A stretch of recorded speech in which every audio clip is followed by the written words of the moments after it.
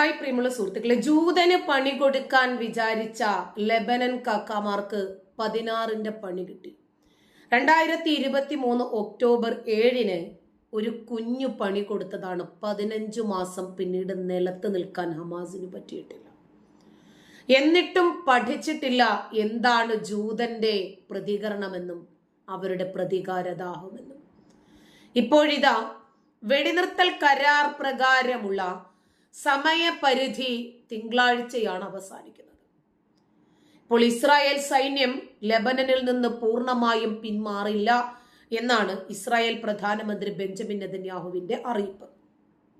കാരണം കരാറിൽ പറഞ്ഞ വ്യവസ്ഥകൾ ലെബനൻ പൂർണ്ണമായി പാലിച്ചില്ല എന്ന് കാണിച്ചിട്ടാണ് തീരുമാനം. ഇതാണ് നെതന്യാഹുവിന്റെ വിശദീകരണം.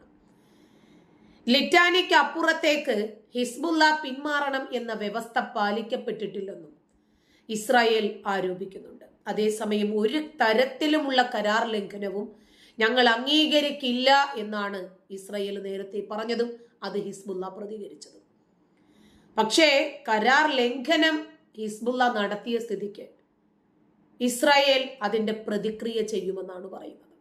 1.2 ദശലക്ഷത്തിലധികം പേർ കുടിയൊഴിപ്പിക്കപ്പെടുകയും ആയിരങ്ങൾ കൊല്ലപ്പെടുകയും ചെയ്ത ഇസ്രായേൽ ഹമാസ് സംഘർഷം അവസാനിപ്പിച്ചുകൊണ്ട് കഴിഞ്ഞ വർഷം നവംബർ മാസത്തിലാണ് ലെബനൻ വെടിനിർത്തൽ കരാർ പ്രാബല്യത്തിൽ കൊണ്ടുവന്നത്. അങ്ങനെ ഇസ്രായേലും ഹമാസും തമ്മിലുള്ള യുദ്ധം പിന്നീട് ഇസ്രായേലും ലെബനനും തമ്മിലായി മാറി. അങ്ങനെ ലെബനനുണ്ടായ നഷ്ടം 1.2 ദശലക്ഷത്തിലധികം ആളുകൾക്ക് വീടുകൾ നഷ്ടപ്പെട്ടു. വെറുതെ പോയി ചൊറിഞ്ഞതാണ്. ഈ കരാർ വ്യവസ്ഥകൾ പ്രകാരം 60 ദിവസത്തിനകം ലെബനനിൽ നിന്ന് ഇസ്രായേൽ സൈന്യത്തെ പൂർണ്ണമായും പിൻവലിക്കണം. ഈ സമയപരിധി ജനുവരി 26 അവസാനിക്കാനിരിക്കുമ്പോഴാണ് ഈ കരാറിനെ തള്ളിക്കൊണ്ട് ഇസ്രായേൽ മുന്നോട്ട് നീങ്ങുന്നത്. കരാറിൽ പറഞ്ഞിരിക്കുന്ന സമയപരിധിക്കപ്പുറവും തെക്കൻ ലെബനനിൽ IDF തുടരും എന്നാണ് ഇസ്രായേൽ പ്രധാനമന്ത്രി ബെഞ്ചമിൻ നെതന്യാഹുവിന്റെ ഇപ്പോഴുള്ള പ്രഖ്യാപനം. ഹിസ്ബുള്ള കേന്ദ്രങ്ങളും ആയുധങ്ങളും ഒഴിപ്പിക്കപ്പെട്ട മേഖലകളിൽ നിന്ന് ഇസ്രായേൽ സൈന്യം പിന്മാറുകയും അവിടെ ലെബനൻ സൈന്യം വിന്യസിക്കപ്പെടുകയും വേണം എന്ന് വ്യവസ്ഥയുണ്ട്.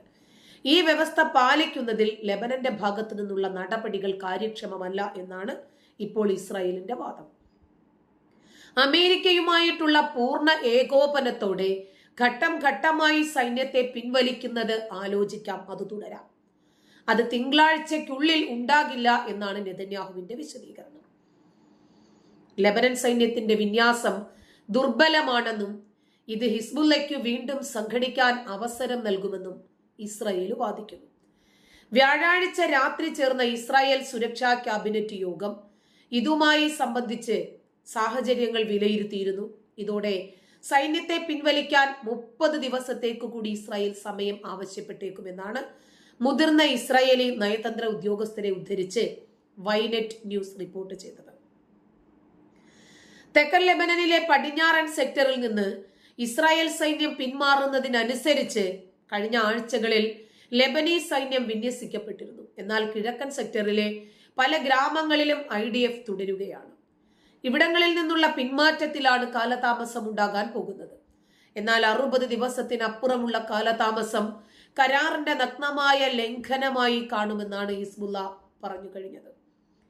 ഇതോടെ ഹിസ്ബുള്ളയുടെ ഭാഗത്തു നിന്നും ആക്രമണങ്ങൾ പുനരാരംഭിക്കാനുള്ള സാധ്യത കണക്കാക്കി ഇസ്രായേൽ സൈന്യം തയ്യാറെടുപ്പുകൾ ആരംഭിച്ചു എന്നാണ് ടൈംസ് ഓഫ് ഇസ്രായേലിന്റെ റിപ്പോർട്ട്.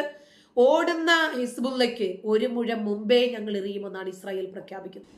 ട്രംപ് അധികാര കസേരയിലേക്ക് കയറുന്നതിന് മുമ്പ് തന്നെ ഇസ്രായേലും ഹമാസും തമ്മിലുള്ള യുദ്ധം അവസാനിച്ചേ പറ്റൂ എന്നത് ട്രംപിന്റെ ഉറച്ച തീരുമാനമായിരുന്നു. അങ്ങനെ യുദ്ധത്തിന് വിരാമമായി കൊണ്ടിരിക്കുമ്പോൾ ഏറ്റവും പുതിയ പ്രഖ്യാപനവുമായി ട്രംപ് നിലവിലുണ്ട്. സൗദി അറേബ്യയും ഇസ്രായേലും തമ്മിൽ ബന്ധം സ്ഥാപിക്കുന്നതിനു വേണ്ടി അധികം കാത്തിരിക്കേണ്ടി വരില്ല എന്ന അമേരിക്കൻ പ്രസിഡന്റ് ഡൊണാൾഡ് ട്രംപിന്റെ പ്രഖ്യാപനം എല്ലാ ലോക രാജ്യങ്ങളെയും അത്ഭുതപ്പെടുത്തിയിട്ടുണ്ട്. എന്താണ് പുതിയതായി ഇടാൻ പോകുന്ന അമിട്ടെന്നറിയാതെ പ്രസിഡന്റായി ചുമതല ഏറ്റെടുത്ത ശേഷം നടത്തിയ പ്രതികരണത്തിലായിരുന്നു ട്രംപിന്റെ വാക്കുകൾ.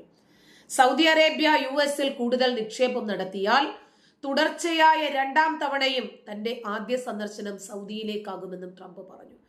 US-ലേക്ക് $600 ബില്യൺ നിക്ഷേപം 4 വർഷത്തിനകം ഉണ്ടാകുമെന്നാണ് സൗദി കിരീടാവകാശി ഉറപ്പു നൽകിയത്. സൗദിയും ഇസ്രായേലും തമ്മിൽ ബന്ധം സ്ഥാപിക്കാനിരിക്കുമ്പോഴായിരുന്നു ഹമാസ് ഇസ്രായേലിനെ ആക്രമിക്കുന്നത്. അതിന് പിന്നാലെ ഇസ്രായേൽ തിരിച്ചാക്രമണം തുടങ്ങിയതോടെ വിഷയം സൗദി ഉപേക്ഷിക്കുകയായിരുന്നു. പലസ്തീൻ അന്താരാഷ്ട്ര തലത്തിൽ ചർച്ചയായതോടെ അവർക്ക് രാഷ്ട്രമില്ലാതെ ഇസ്രായേലുമായി ബന്ധമുണ്ടാകില്ല എന്നായിരുന്നു സൗദി കിരീടാവകാശിയുടെ പ്രഖ്യാപനം. US പ്രസിഡന്റായി ട്രംപ് എത്തിയതോടുകൂടി സൗദി ഇസ്രായേൽ ബന്ധം വീണ്ടും ചർച്ചയായി. ബന്ധത്തിലേക്ക് അധികം കാത്തിരിക്കേണ്ടി വരില്ല എന്നാണ് കഴിഞ്ഞ ദിവസം ട്രംപ് പറഞ്ഞത്. വിഷയത്തിൽ സൗദി ഇതുവരെ പ്രതികരിച്ചിട്ടില്ല. സൗദിയെ സംബന്ധിച്ചിടത്തോളം ഈ മതഭീകരനുമായി യോജിച്ചു പോക്ക് സൗദിക്ക് ബുദ്ധിമുട്ടുള്ള കാര്യം. യമനിലെ ഹൂതികളും സൗദികളും തമ്മിൽ വർഷങ്ങളായിട്ടുള്ള പകയുണ്ട്. ആ യുദ്ധം നിലനിൽക്കുമ്പോൾ തന്നെ ഹമാസിന്റെ ഉറ്റ ചങ്ങാതിമാരായി സഖ്യകക്ഷികളായിട്ടാണ് യമനിലെ ഹൂതികളും ലെബനനിലെ ഹിസ്ബുള്ളയും നിലവിൽ നിൽക്കുന്നത്.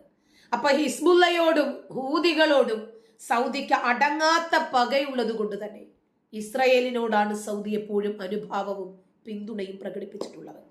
കാരണം ഹമാസ് വളർന്നാലും ഹിസ്ബുള്ള വളർന്നാലും ഹൂതികൾ വളർന്നാലും ഐസിസ് വളർന്നാലും ഒക്കെ അടുത്തുള്ള എല്ലാ രാജ്യങ്ങൾക്കും അതൊരു തലവേദനയാണ് എന്ന യാഥാർത്ഥ്യം ഉൾക്കൊണ്ടിട്ട് തന്നെയാണ് സൗദിയുടെ ഏറ്റവും പുതിയ ഇസ്രായേലിനോടുള്ള പിന്തുണ. അപ്പൊ ഇസ്രായേലിനോട് സൗദിക്കുള്ള അനുഭാവം മനസ്സിലാക്കിയിട്ട് തന്നെയാണ് ട്രംപ് ശക്തമായ രൂപത്തിൽ ഇസ്രായേലിനെയും സൗദിയെയും തമ്മിൽ അടുപ്പിക്കാനുള്ള തീവ്ര ശ്രമങ്ങൾ തുടരുന്നത്. അമേരിക്കയ്ക്ക് വേണ്ടത് എല്ലാ രാജ്യങ്ങളുമായിട്ടുള്ള വളർന്നുകൊണ്ടിരിക്കുന്ന പുരോഗതി പ്രാപിച്ചുകൊണ്ടിരിക്കുന്ന സാമ്പത്തിക ഉന്നതി ഭാവിയിൽ ഉണ്ടാകും എന്ന് പ്രതീക്ഷിക്കുന്ന എല്ലാ രാജ്യങ്ങളുമായിട്ടുള്ള വാണിജ്യ ബന്ധങ്ങളെയാണ് അമേരിക്ക എന്നും ഉറ്റുനോക്കിയിട്ടുള്ളത്. അതുകൊണ്ട് വീണ്ടും ഇന്ത്യക്ക് മുതൽക്കൂട്ടായി അമേരിക്കയുടെ പുതിയ വിധിയുണ്ട്. മുംബൈ ഭീകരാക്രമണത്തിന്റെ മുഖ്യ സൂത്രധാരനായ തഹാവുർ റാണയെ ഇന്ത്യക്ക് കൈമാറാൻ അമേരിക്കയിലെ സുപ്രീം കോടതിയുടെ പുതിയ ഉത്തരവാണ്. തന്നെ ഇന്ത്യക്ക് കൈമാറുന്നതിനെതിരെ തഹാവുർ റാണ സമർപ്പിച്ച ഹർജി കോടതി തള്ളി. US കോടതി തള്ളി. US സുപ്രീം കോടതിയിലായിരുന്നു ഹർജി സമർപ്പിച്ചത്. ഏറെക്കാലമായി തഹാവുർ റാണയെ വിട്ടുകിട്ടുന്നതിനു വേണ്ടി ഇന്ത്യ അന്തർദേശീയ തലത്തിൽ സമ്മർദ്ദം ചെലുത്തുന്നുണ്ടായിരുന്നു. കനേഡിയൻ പൗരത്വമുള്ള പാകിസ്ഥാൻ വംശജനാണ് തഹാവുർ റാണ. 64-കാരനായ ഇയാൾ നിലവിൽ ലോസ് ആഞ്ചലസിലെ മെട്രോപൊളിറ്റൻ ജയിലിലാണ് തടവിൽ കഴിയുന്നത്. ഇന്ത്യക്ക് ഇയാളെ കൈമാറുന്നതിനെതിരെ അവസാന പരിശ്രമം എന്ന നിലയിലാണ് റാണ അമേരിക്കയിലെ സുപ്രീം കോടതിയെ സമീപിച്ചത്. ഇതിനു മുമ്പ് അമേരിക്കയിലെ കീഴ്ക്കോടതികളിലെല്ലാം ഇയാൾ ഹർജി സമർപ്പിച്ചിരുന്നെങ്കിലും ഇന്ത്യക്ക് അനുകൂലമായ വിധിയാണ് എല്ലാ കോടതികളിൽ നിന്നും ഉണ്ടായത്. ഇതേപോലെ തന്നെയാണ് ഇന്ത്യക്കെതിരെ ലോകത്തിന്റെ ഏത് കോണിലിരുന്ന് പ്രവർത്തിച്ചാലും ശരി, അതിന് കാനഡയാകട്ടെ അമേരിക്കയാകട്ടെ പാകിസ്ഥാനാകട്ടെ അവരെ പൊക്കുക തന്നെ ചെയ്യും. ഇപ്പോൾ മലേഷ്യയിൽ ഇരുന്ന് ഇന്ത്യക്കെതിരെ എന്തൊക്കെ ചെയ്യാമോ അതൊക്കെ ചെയ്തുകൊണ്ടിരിക്കുന്ന സാക്കിർ നായിക്കും ഉടനെ തന്നെ ഇന്ത്യയിലേക്ക് തിരിച്ചെത്തും. കാരണം ഇന്ത്യ പിടികിട്ടാ പുള്ളിയായി പ്രഖ്യാപിച്ച് സാക്കിർ നായിക്കിന്റെ തലയ്ക്ക് കൃത്യമായ വിലയിട്ടിരിക്കുന്ന സാഹചര്യത്തിൽ ഇന്ത്യക്കെതിരെ പ്രവർത്തിച്ച ഒരാളും രക്ഷപ്പെടില്ല. അങ്ങനെയാണ് ഇവരൊക്കെ ഇന്ത്യയിലേക്ക് തന്നെ ശിക്ഷ വാങ്ങിക്കുന്നതിന് വേണ്ടി എത്താൻ പോകുന്നത്. തഹാവുർ റാണ മുംബൈ ഭീകരാക്രമണ കേസിന്റെ മുഖ്യ സൂത്രധാരനും 1-ാം പ്രതിയുമാണ്. നന്ദി.